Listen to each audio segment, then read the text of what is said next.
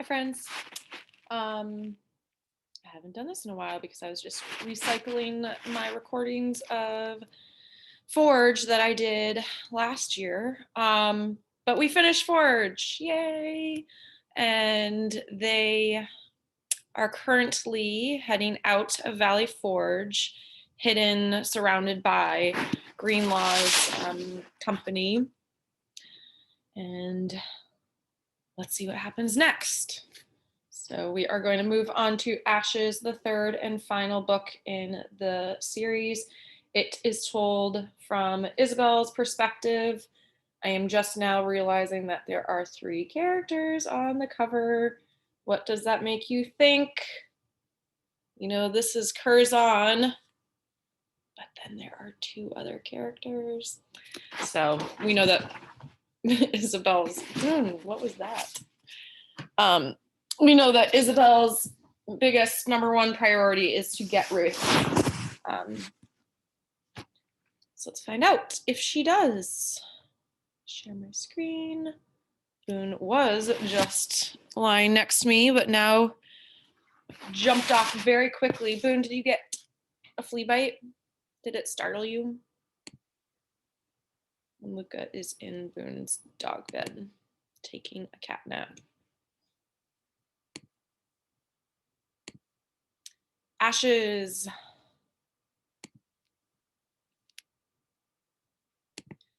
And here's a battle of Yorktown. We know that's the last battle of the Revolutionary War, where Cornwallis surrenders to Washington. So maybe that happens. That historical event happens in this 3rd book. Chapter 1, Monday, June 25th, 1781. And this is a quote from Thomas Paine in his Common Sense book. In short, monarchy and succession have laid the world in blood and ashes. 'Tis a form of government which the word of God bears testimony against, and blood will attend it. Vexation, bother, and blast, I muttered, trying to blink away the sweat that stung my eyes. Curzon dug his elbows sharply into my side, scowling, then tapped his finger to his lips. He wanted me to be silent as the grave, even though the British patrol we were hiding from was much too far away to hear us. A little closer, I whispered low. Maybe I could read it then. Any closer and you'll be gutted by bayonets. He turned his head so his lips touched my ear. Patience. That foul word again. Pox on your patience. I shifted my gaze to the lobsterbacks gathered at the edge of the woods. If they weren't a patrol, then they were a foraging party sent to plunder farms. Whatever their purpose, they looked about to expire of the heat. The cool shade of the enormous live oak had so delighted them that they'd quickly stripped off their sweat-soaked coats and waistcoats and hung them from branches to dry. 2 had even removed their shirts and rinsed them in the stream, showing a shock of white skin paler than any ghost would ever dream of being. 'Twas a frightful sight, but their desire to cool themselves had allowed Curzon and me to crawl safely to a hollow that was sheltered by tall ferns and overhanging magnolia and bayberry branches. We'd had several encounters with patrolling soldiers in the previous weeks. Our course of action had always been to retreat slow and careful and then circle wide to avoid them. This time we could not. A milestone stood at the crossroads a few paces from their fire. Hidden under their collection of blood-red coats and dingy haversacks was the carving of letters and numbers that showed travelers the direction and distance to Charleston, South Carolina. After walking more than 1,000 miles, after months spent laboring first in Lancaster, then Baltimore, then Richmond, and at whatever mountain farm would have us, after having been cheated, lied to, near captured twice, after months lost in worry, waiting to see if Curzon would recover from the wounds inflicted by a falling hemlock, then another half a year wasted as I fought an intermittent fever that gripped my lungs so tight I could barely walk. After dodging 2 armies, wild packs of banditti, and armed loyalists deep in liquor, after sleepless nights haunted by ghosts and endless days of empty bellies. After all that, I was close to finding my baby sister, Ruth. The thought of it made my heart pound. All I needed was the information on that milestone. We stayed hidden under the ferns in the hollow so long that the sun swung from the east to the west, and the damp ground soaked through both my skirt and the shift under it. The smell of the rabbits roasting over the British cook fire pained me. We'd eaten our last meal, a small, hideous fish boiled with bitter greens plucked from the edges of the swamp, more than a day and night previous. We were out of salt and hadn't tasted bread nor porridge for weeks. A mosquito bit my neck. I pinched it dead between my fingertips. In our years of journeying, I'd grown accustomed to being bone tired, starving, and filthy, but I could not abide the blood-sucking demons. I'm going to move a wee bit closer, I said. Thunder rumbled in the distance. Too dangerous, Curzon said. I killed another mosquito. Not knowing where we are is the real danger. What if they decide to camp here for the night? A broad shouldered, pink faced soldier placed his damp coat at the end of a long stick, which he held over the fire in an attempt to dry it. Not a moment later, the stick broke. The coat fell onto the rabbits roasting on the spit, and the whole lot tumbled into the flames. The soldiers roared with laughter, save the one who owned the coat. He snatched it out and stomped on the smoldering cloth, cursing vile and loud while his companions rescued their supper. They're barely keeping watch. I pointed to a fallen tree trunk halfway between our position and the road. 'Twas alarmingly close, true, but several young pines sheltered it from view, the tips of their branches touching the ground like a drapery. If I hide behind that log, I'll hear every word they say. The sun has fried your wits. Curzon used his sleeve to wipe away the sweat trickling down my cheek, the scarred one. The unexpected kindness of his gesture startled me. As we lay silent, my tired mind drifted into the past, to the day I'd first met Curzon back in '76. I'd been a terrified maid of 12, still in shock from the circumstances that had landed Ruth and me in New York. He'd been a cheerful lad, 2 years older than me, and foolish enough to be eager for war. Thunder rumbled again, and a cool breeze stirred the moss that hung from the branches above. I snuck a look at Curzon. He now stood a head taller than me and had the forged steel strength of a man. He was still capable of mischief on occasion, but his smile was rare. He'd long ago traded the red hat he affected for a dark blue cap that did not draw attention.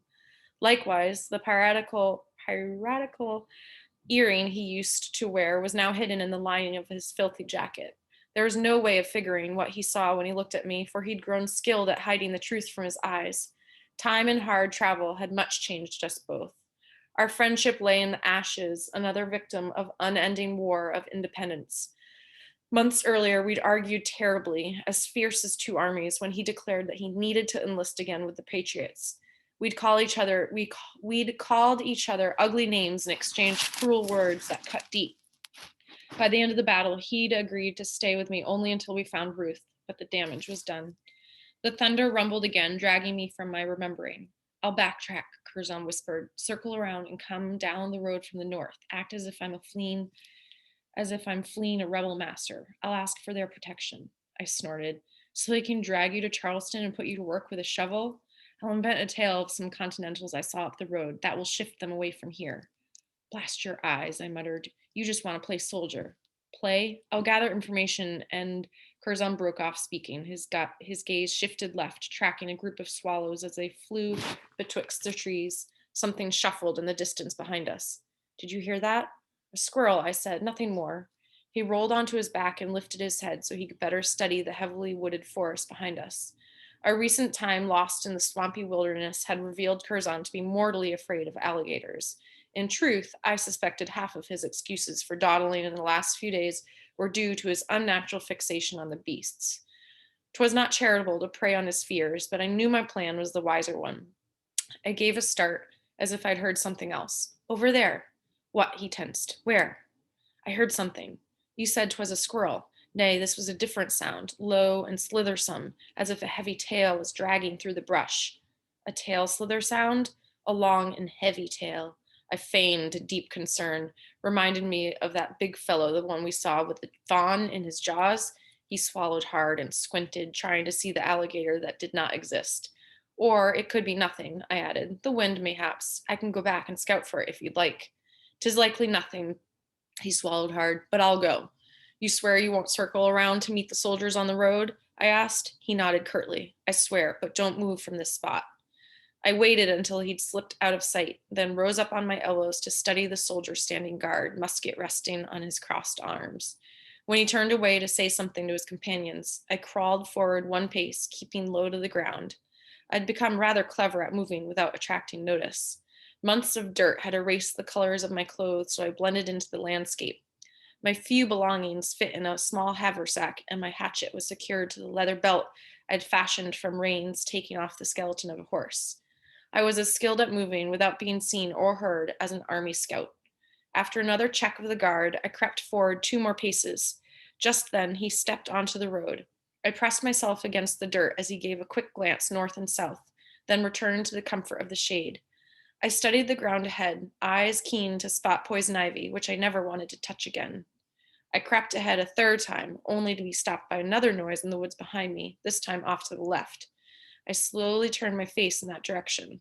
Shadows danced as the strange moss that hung from the trees swayed like tattered laundry in the breeze. A branch snapped. I flinched. Curzon was too wily to make any such noises this close to danger. The Carolina woods were filled with treacherous creatures, bear, wolf, and panther. Was one stalking me for its next meal? I forced the thought aside and trained all of my senses on the enemy ahead. The minutes ripened slow and fat, caught in the sweltering heat. When the guard put down his musket and knelt to fiddle with his boot, I crawled 4 full paces, moving silent and steady, until I ducked under the low branches of the pines and reached the advantage of the log. I breathed slow as bits of the soldiers' conversation drifted over me. Bloody rebels, concerned heat, and affliction of my great toe on both feet. Grumbling complaints were the common language of all armies.